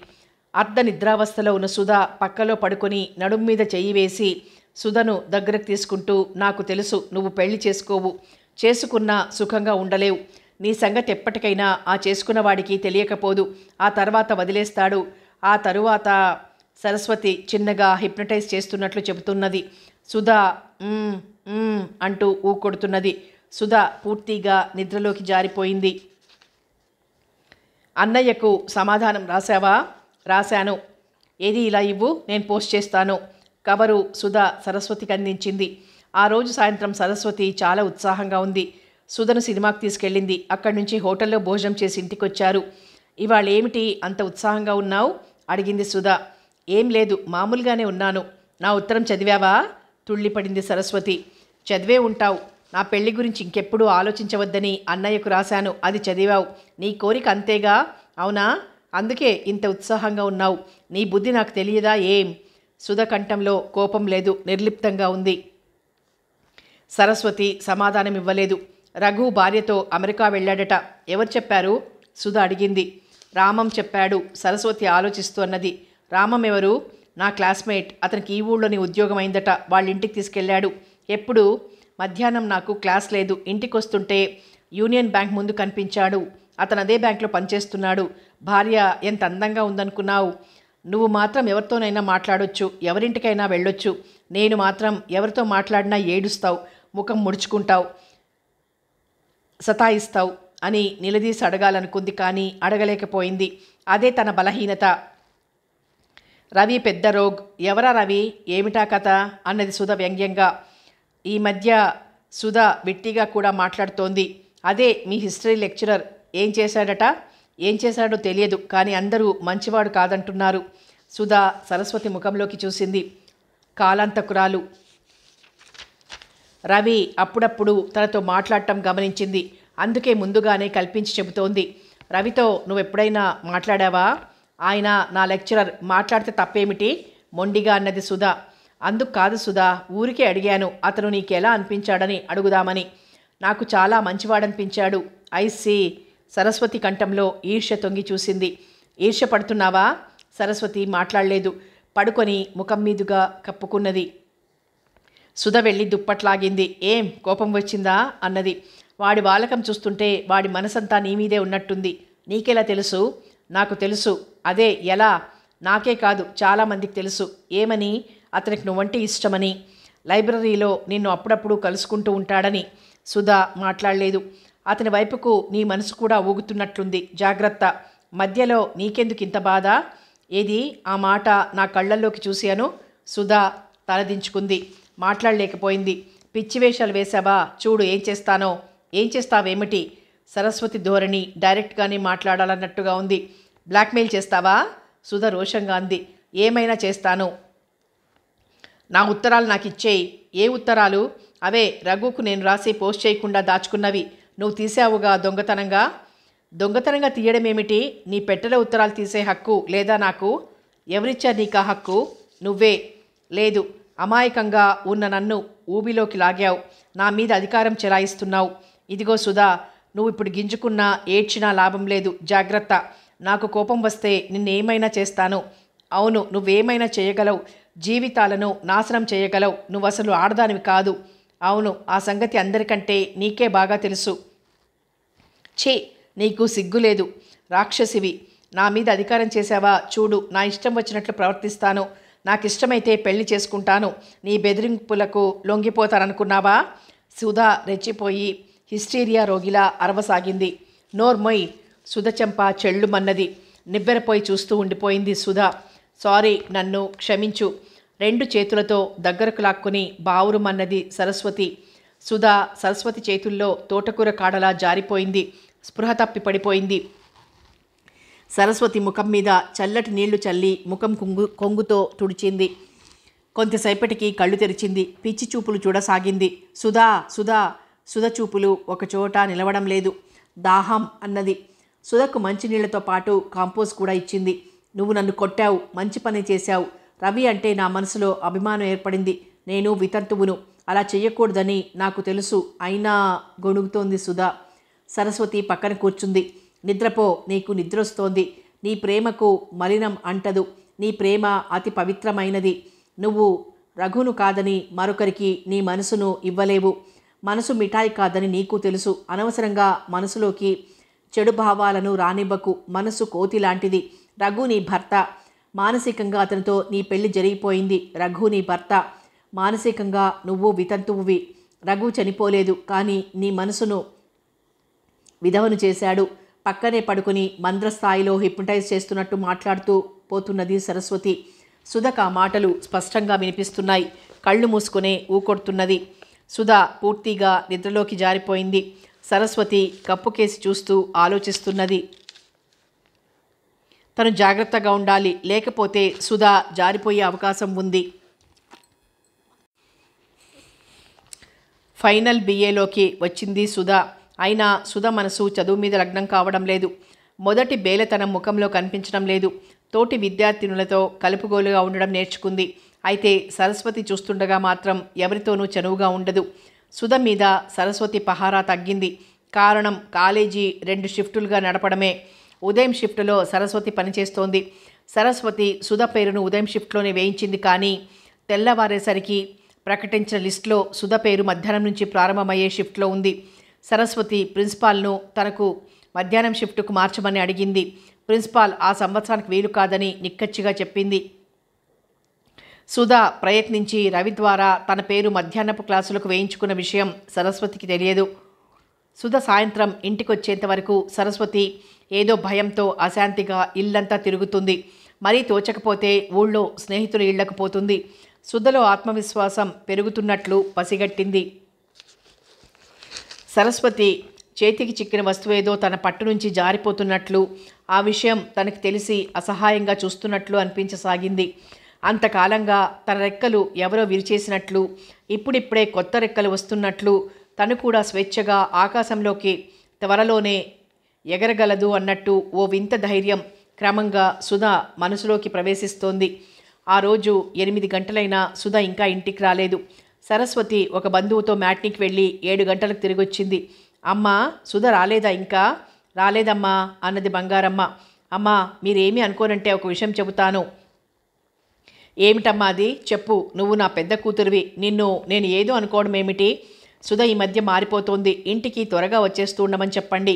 నాకు అలాగే అనిపిస్తోంది అన్నది బంగారమ్మ సాలోచనగా. గట్టిగా మందలించండి, వాడి వలలో చిక్కుకున్నట్టు నా అనుమానం. బంగారమ్మ దిమ్మరిపోయి చూసింది. మరీ అంత భయపడనక్కర్లేదు, అదంతా నేను చూసుకుంటాను. మీరు కూడా కొంచెం గట్టిగా ఉండాలి. వాడా? ఎవరమ్మా? రవిచంద్ర అని హిస్టరీ లెక్చరర్. వాడింతకు ముందే చాలామంది అమ్మాయిల్ని మోసం చేశాడు. ఒక పెళ్ళాన్ని కూడా వదిలేశాడు. బంగారమ్మ వెర్రి చూపులు చూడసాగింది. సరస్వతి లోపల సంతోషించింది. వాడు మన సుధ మీదికి వల విసిరే ప్రయత్నంలో ఉన్నాడు, రోగ్. ఆ మాటలు అంటున్నప్పుడు ఆమె మాటల్లో కసి, కళ్ళల్లో అసూయ స్పష్టంగా బయటపడింది. అయితే దాన్ని బంగారమ్మ గ్రహించలేదు. సుధ నా బిడ్డ అలాంటిది కాదమ్మా. నేను సుధ చెడ్డదని అనడం లేదమ్మా. అమాయకురాలు. అతని తీయటి మాటలు నమ్మి పెళ్లి చేసుకుంటాడనే నమ్మకాన్ని పెంచుకుంటుందేమోననే నా భయం. రఘు మోసం వల్ల సగం పిచ్చిదైపోయింది. అమ్మా, నువ్వు బాధపడతావని చెప్పడం లేదు. ఇప్పటికీ రాత్రిళ్ళు అప్పుడప్పుడు పిచ్చిదానిలా కేకలు వేస్తుంది, ఏడుస్తుంది, ఏదో మాట్లాడుతుంది. నేను నీడలా కనిపెట్టుకుని ఉండటం వల్ల ఆ పిచ్చి పెరగడం లేదు. అసలే దెబ్బ తగిలిన మనసు మళ్ళీ దెబ్బతింటే ఆ మనసుకు తట్టుకునే శక్తి లేదు. ఈసారి పిచ్చాసుపత్రిలో చేర్పించాల్సిందే. పిచ్చాసుపత్రి పేరు వినగానే బంగారమ్మకు వెన్నులో ఏదో జరజరా పాకినట్లయింది. అయ్యో అంటూ నుదురు బాదుకుంది. అమ్మా, మీరు భయపడకండి. నేను బతికుండగా సుధకు ఆ పరిస్థితి రాదు. కానీ మీరేమన్నా అనుకుంటారేమోనని నేను కల్పించుకోవడానికి భయపడుతున్నాను. బంగారమ్మ ముఖంలోకి చూస్తూ అన్నది. తల్లి, ఇవి చేతులు కావు అంటూ చేతులు పట్టుకుంది బంగారమ్మ. ఆమె కంఠం దుఃఖంతో పూడిపోయింది. ఆ పై మాటలు పెగల్లేదు. అమ్మా, ఎంత మాటమ్మా, నేను నీ బిడ్డలాంటి దానిని. సరస్వతి సినిమా డైలాగ్ విసిరింది. కొంచెం ఆగి బంగారమ్మ కళ్ళల్లోకి చూసింది. అమ్మా, నాకు తల్లి ప్రేమ ఎలా ఉంటుందో తెలియదు, తండ్రి ప్రేమ కూడా తెలియదు. ఆ మాటకొస్తే నాకు ఈ జీవితంలో ఇంతవరకు ప్రేమ ఎలా ఉంటుందో తెలియదు. నువ్వు నాకు తల్లి ప్రేమ ఎలా ఉంటుందో ఈ 3 ఏళ్లలో చూపించావు. సుధ నా చెల్లెలు. దాని మంచి చెడ్డలు చూడటం నా బాధ్యత. నన్ను మీరు అర్థం చేసుకుంటే అంతే చాలు. గేటు కేసి చూస్తూ ఆగిపోయింది సరస్వతి. సుధ పుస్తకాలు గుండెలకు హత్తుకొని ఉత్సాహంగా వచ్చింది. సరస్వతిని తల్లిని మార్చి చూసింది. ఏమిటా ముఖాలు కొంపలు మునిగిపోతున్నట్లు? మనసులోనే అనుకుంది సుధ. సుధ విసురుగా తన గదికేసి నడిచింది. ఇంతసేపు ఎక్కడున్నావే? సుధ కాళ్లకు బంధం పడినట్లాగింది. అది తన తల్లి కంఠమా? అమ్మ అంత కఠినంగా ఎప్పుడూ తనను మందలించలేదు. ఏమీ మాట్లాడావు? నిల్చున్న చోటనే ఉండి వెనక్కి తిరిగింది. ఇద్దరిని మార్చి మార్చి చూసింది. ఏమిటలా చూస్తావు? అమ్మకు సమాధానం చెప్పు. సరస్వతి కంఠంలోని కరుకుదనానికి చివ్వున తలతిప్పి చూసింది సుధ. సరస్వతి ముక్కు ఎర్రగా ఉంది. సరస్వతికి కోపం వస్తే ముక్కు ఎర్రబడుతుంది. సుధ పలక్కుండా నిల్చుంది. బంగారమ్మ మాట్లాడవేమే అన్నది. పరీక్షలు దగ్గరకు వస్తున్నాయి, స్పెషల్ క్లాసులున్నాయి అన్నది సుధ చిన్నగా. హిస్టరీ క్లాసా? వ్యంగ్యంగా అన్నది సరస్వతి. అవును కసిగా అన్నది సుధ. రవిచంద్ర తీసుకున్నాడా? ఆయనేగా హిస్టరీ లెక్చరర్ అనేసి విసురుగా తన గదిలోకి వెళ్ళిపోయింది సుధ. పుస్తకాలు ఒక మూలకు గిరవాటు పెట్టి మంచం మీద బోర్లా పడుకుంది. దిండులో తలదూర్చి వెక్కి వెక్కి ఏడవసాగింది. సరస్వతి, బంగారమ్మ గడపలోనే నిలబడిపోయారు. కూతురు అలా ఏడుస్తుంటే ఏం చెయ్యాలన్నట్టు దిగులుగా సరస్వతి ముఖంలోకి చూసిందామె. సరస్వతి ముఖం ప్రసన్నంగా ఉంది. నేను చూసుకుంటాను, మీరు వెళ్ళండి చిన్నగా బంగారమ్మతో అని తను వెళ్ళి సుధ తల దగ్గర మంచం మీద కూర్చుంది. సుధ తల మీద సరస్వతి చెయ్యి వేసి గోముగా నిమరసాగింది. సుధ సరస్వతి చేతిని విసిరికొట్టి చివ్వున లేచి కూర్చుంది. ఛీ, నన్ను తాకకు అన్నది. సరస్వతి ముసిముసిగా నవ్వింది. ఏది ఆ మాట నా ముఖంలోకి చూశాను? ఏం ఎందుకనను ఏటో చూస్తూ అన్నది. నేనేదో అమ్మకు నీ మీద చెప్పానని కదూ నీ కోపం? నేనేమీ చెప్పలేదు, నువ్వే చెప్పావు. లేనిపోనివి కల్పించి చెబుతున్నావు. నీ సంగతి నాకు బాగా తెలుసు. బాగా తెలుసా? మరైతే పిచ్చి వేషాలు మానేసి పడి ఉండు. నేను చెప్పినట్టు విను. ఈ మధ్య నీకు స్నేహితులు ఎక్కువయ్యారు. నీ మాట వినే ఇలా తయారయ్యాను. అవును, అందుకే. మళ్ళీ మారడానికి వ్యర్థ ప్రయత్నం చెయ్యకు. ఇంతకాలం నిన్ను పువ్వులా చూశాను. నా ప్రేమను చవి చూశావు. నన్ను రెచ్చగొట్టకు. ఏం చేస్తావేం? ఏదైనా చేస్తాను. నా సంగతి నీకు కొంత తెలుసు. బెదిరిస్తున్నావా? నేను బెదిరించకపోతే ఇంకెవరు బెదిరిస్తారు? ఆ రవిగాడిని పెళ్లి చేసుకునే ప్రయత్నంలో పడ్డావా? నా ఇష్టమైతే చేసుకుంటాను. అదే పొరపాటు అంటున్నాను. నీ జీవితం నా చేతిలో ఉంది. నువ్వు మా ఇంట్లోంచి వెళ్ళిపో. పకపక నవ్వింది సరస్వతి. ఆ మాట మళ్ళీ అను. నేను అన్నయ్య దగ్గరికి వెళ్తాను. వెళ్ళి ఏం చేస్తావు? నీ బండారం బయట పెట్టేస్తాను. నీ మొగుడికి నీ ఉత్తరాలు పంపిస్తాను. ఇంకా మన విషయం. సుధా భయంగా చూసింది. మరుక్షణం 2 చేతులతో ముఖం దాచుకుని బోరున ఏడవసాగింది. సరస్వతి సుధను 2 చేతులతో దగ్గరకు తీసుకుంది. ఏడవకు సుధా, పిచ్చి ఆలోచనలు మానేయి. జీవితమంతా నాకు నువ్వు, నీకు నేనుగా బతకాల్సిందే. సుధా సరస్వతిని దూరంగా తోసింది. కోపం వచ్చిందా? సరస్వతి గోముగా అడిగింది. ఆ రవిగాడికి ఇంతకుముందే పెళ్ళైందని నీకు తెలుసా? సుధా ఆశ్చర్యంగా వెక్కుతూనే సరస్వతి ముఖంలోకి చూసింది. నువ్వు మరోసారి మోసపోకూడదనే నా బాధ. అబద్ధం. నేనెక్కడ నీ చేతి నుంచి జారిపోతానోనని భయం. పోనీ అదే అనుకో. నువ్వు చాలా చెడ్డదానివి. అవును, అయితే? సుధకు ఏం మాట్లాడాలో బోధపడలేదు. పిచ్చి వేషాలు వెయ్యకు, ఇక పడుకో. సుధకు కసిగా ఉంది. సరస్వతి ముఖం రక్కాలని ఉంది. ఆవిడ ఎంత చెడ్డదో అరిచి అరిచి అందరికీ చెప్పాలనుంది. కానీ తనేమీ చెయ్యలేదు. తను ఆమె చేతిలో కీలుబొమ్మ అయిపోయింది. పడుకో సుధా, ఇవాళ నువ్వు నిద్రపోలేవు కానీ ఈ నిద్ర మాత్రం వేసుకో. సుధా కీ ఇచ్చిన బొమ్మల సరస్వతి చెప్పినట్టే చేసింది.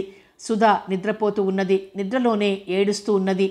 సరస్వతి ఆమె పక్కనే పడుకొని ఆప్యాయంగా నడుం మీద చేయి వేసింది. సుధగారు, వెనక నుంచి పిలుపు. ఆ కంఠం విని తుళ్ళిపడి వెనక్కి చూసింది సుధ. రవిచంద్రను గాబరాగా చూసింది. ఏమిటలా చూస్తున్నారు దెయ్యాన్ని చూసినట్టు? సుధ సమాధానం ఇవ్వలేదు. గాబరా పడిపోతోంది. సుధతో రవిచంద్ర కొంతవరకు పరిచయం పెంచుకున్నాడు. సుధ కూడా చనువుగానే మాట్లాడసాగింది. ఇక లాభం లేదని సరస్వతి సుధను మరీ గట్టిగా బెదిరించింది. అతనితో చనువుగా ఉన్నట్టు మరోసారి చూస్తే అతన్ని మర్డర్ చేస్తానన్నది. సుధను డిస్ఫిగర్ చేస్తానని బెదిరించింది. అప్పుడు నీ కేసు ఏ మగవాడు చూస్తాడో చూస్తానన్నది. సుధ ఆ మాటకు మరీ బెదిరిపోయింది. ఆ రోజు నుంచి రవిచంద్రను తప్పుకుని తిరగసాగింది. అలా లైబ్రరీకి రా, కాసేపు కూర్చుందాం, నీతో మాట్లాడాలి, పద అన్నాడు రవిచంద్ర. సుధ అతన్ని యాంత్రికంగా అనుసరించింది. ఇద్దరు ఎదురెదురుగా కూర్చున్నారు. ఇప్పుడు చెప్పు, నన్ను 10 రోజులుగా ఎందుకు తప్పుకొని తిరుగుతున్నావు అడిగాడు రవిచంద్ర. అదేం లేదు, గాబరాగా అన్నది సుధ. ఆ మాట నా కళ్ళలోకి చూసి చెప్పు. సుధ సమాధానం ఇవ్వలేదు. నేనంటే నీకు ఇష్టం లేదా? అది కాదు. మరి మీ వాళ్లకు అభ్యంతరమని భయపడుతున్నావా? అలాంటి భయం అక్కర్లేదు. పెద్దవాళ్లకు కులం పట్టింపులుంటాయి. మనిద్దరిది ఒకే కులం. మా అన్నయ్య కులాంతర వివాహమే చేసుకున్నాడు. నాకు తెలుసు. తెలుసా? ఆశ్చర్యంగా కనురెప్పలు టపటపలాడించింది. మీ అన్నయ్య ఇంటర్లో నా క్లాస్మేట్. నీ గురించి అంతా చెప్పాడు. అంతా చెప్పాడా? ఏం చెప్పాడు? అంత గాబరా ఎందుకు? నువ్వు ఈ కాలేజీలో చదువుతున్నావని, నిన్ను కాస్త కనిపెట్టి ఉండమని చెప్పాడు. ప్రేమించమని, పెళ్లి చేసుకోమని కూడా చెప్పాడా అనేసి నాలుక ఖర్చుకున్నది సుధా. గుడ్. అలా ధైర్యంగా మాటకు మాట అడగాలి. సుధా నవ్వింది, హాయిగా నవ్వింది. అంతలో సరస్వతి రూపం కళ్ళ ముందు మెదిలింది. ఒక్కసారిగా స్విచ్ ఆఫ్ చేసినట్టు ఆమె కళ్ళల్లో చీకటి తెరలు కదిలాయి. ఏమిటొక్కసారిగా అలా అయిపోయావు? రఘు గుర్తొచ్చాడా? వీపు మీద కొరడా దెబ్బ తగిలినట్టు తుళ్ళి పడింది. అతని ముఖంలోకి బిత్తర చూపులు చూసింది. అతని ముఖంలో ఎలాంటి మార్పు లేదు. ఆమె కేసి ఆదరణతో నిండిన కళ్ళతో చూస్తున్నాడు. మీకు తెలుసు. ఎలా? సరస్వతి చెప్పింది. కీళ్లు వదులైన బొమ్మలా అయిపోయింది సుధా. ఎందుకంత బాధపడతావు సుధా? వయసులో ఉన్న ఆడపిల్లలకు, మగపిల్లలకు కలిసి చదువుకునే రోజుల్లో సహజంగా ఇలాంటిది ఏదో అఫైర్ ఉంటూనే ఉంటుంది. అంత మాత్రం చేత కొంప మునిగిపోయింది ఏమీ లేదు. ఇప్పుడు నువ్వు నిత్యం అతన్ని తలుచుకుంటూ ఏడుస్తున్నావని నేను అనుకోను. అలా చేయడం ఫూలిష్నెస్. తెలిసి తెలియని వయసులో ఏవేవో కలలు కంటాం. ఒక్కో వ్యక్తి ఆ కలల్లోని రాజకుమారుడిగా కనిపిస్తాడు. ఆకర్షణ పెరుగుతుంది. ఒక్కోసారి ఆ రాజకుమారుడితో పరిచయం కూడా కలగకపోవచ్చును. కొంతమందికి పరిచయం కలగవచ్చును. ఇద్దరూ కలిసి కలల్ని పంచుకోవడం కూడా జరగవచ్చును. ఆ కల నిజమైతే అదృష్టమే. కానీ కలగానే కరిగిపోతే దాన్నే పట్టుకుని ఏడుస్తూ కూర్చోవలసిన అవసరం లేదు. ఆ సంగతి తెలిసి కూడా నిన్ను ప్రేమిస్తున్నాను, పెళ్లి చేసుకుంటాను. నేను ఇంటర్ చదివే రోజుల్లో ఒక అమ్మాయిని ప్రేమించాననుకున్నాను. ఎన్నో రాత్రిళ్ళు కలలు కన్నాను. ఆ అమ్మాయితో మాట్లాడే అవకాశం కూడా దొరకలేదనుకో. సరస్వతి ఇంకా ఏం చెప్పింది? ఏం మరో ప్రేమ వ్యవహారం ఉందా? నవ్వుతూనే అన్నాడు రవిచంద్ర. సుధ ముఖం ఎర్రబడింది, పెదవులు వణికాయి. సారీ సుధా, కోపం వచ్చిందా? సరదాగా అన్నాను, ఇంకేమీ చెప్పలేదు. నిజంగా? అతని ముఖంలోకి చూస్తూ అడిగింది సుధ. నిజం. మరొకటి చెప్పింది. ఏమని? సుధ ముఖం వెలవెలపోతోంది. నీకు కాస్త పిచ్చుందని. అప్పుడప్పుడు షటప్ గట్టిగా అరిచింది. చిన్నగా, ఇది లైబ్రరీ హాల్. మనం ఒక మూలగా కూర్చున్నా అందరి కళ్ళు మన మీదే ఉన్నాయి. ఆ మాట నేను అనలేదు, ఆవిడ చెప్పింది. ఆవిడకు నీకు పెళ్ళి అవడం ఇష్టం లేనట్లుగా నాకు అనిపించింది. ఆ కళ్ళల్లో ఈర్ష్య ఉంది. తనకెటు పెళ్ళి కాదు. అందుకే తన ఫ్రెండ్స్ పెళ్ళి కావడం ఆవిడకి ఇష్టం ఉండదు. అదో సైకాలజీ. అయినా మీ ఇద్దరికీ స్నేహమేమిటి? రూపంలో, స్వభావంలో, కనీసం వయసులో కూడా ఎంతో తేడా ఉంది. సుధా మాట్లాడలేదు. రవి ఆమెను చూస్తూ కూర్చున్నాడు. ఇన్ని విషయాలు చెబితే మీరేమన్నారు? తనకు తనే చెప్పుకుంటున్నట్లుగా అన్నది. ప్రశాంతంగా విన్నాను. చాలా థ్యాంక్స్. మీ సహాయాన్ని జన్మలో మర్చిపోను. నాకు పనుంది, ఇక మీరు వెళ్ళొచ్చు అన్నాను. నన్ను పెళ్లి చేసుకోవడం నీకు ఇష్టమా కాదా? ఒక్క మాటలో చెప్పు. నేను పెళ్లి చేసుకోలేను. నేనంటే ఇష్టం లేదా? ఇష్టమే. మరి? సుధ కళ్ళల్లో నీరు తిరిగింది. సరస్వతి అంటే భయం, అంతేనా? మీకెలా తెలుసు? నేను అర్థం చేసుకోగలను. ఆవిడ నిన్ను బెదిరిస్తుంది. అందుకే ఆమె ఉండగా ఎవరితోనూ మాట్లాడవు. నన్ను తప్పించుకుని తిరగడానికి అదే కారణమని ఊహించగలను. సుధ తలదించుకుంది. కన్నీరు చెంపల మీద నుంచి కారుతూ గుండెల మీద పడుతోంది. ఏడుస్తున్నావా? ఇది పబ్లిక్ ప్లేస్ అయిపోయింది. లేకపోతేనా? కళ్ళు తుడుచుకో. సుధ కళ్ళు తుడుచుకుంది. నేను మీ అన్నయ్యకు టెలిగ్రామ్ ఇచ్చి రప్పిస్తాను. అన్నయ్యకు రఘు గురించి ఇవన్నీ ఏమీ చెప్పనులే. మనం వెంటనే పెళ్లి చేసుకోవాలి. లేకపోతే నువ్వు ఆవిడ నీడ నుంచి బయటపడలేవు. నిన్ను చూస్తుంటే నల్లనాగు పడగ కింద ఉన్నట్లుగా అనిపిస్తోంది నాకు. నువ్వు ఆమెతో మామూలు కంటే కూడా భయపడుతున్నట్లుగా ఉండు. మిగతా విషయాలు మేమిద్దరం చూసుకుంటాం. ఆమెకు మన పెళ్లి గురించి ఎలాంటి అనుమానం రాకూడదు. ఇక వెళ్ళు, ధైర్యంగా ఉండు. సుధ చేతిని తన చేతిలోకి తీసుకుని మృదువుగా నొక్కి వదిలాడు. కథ కొనసాగుతుంది.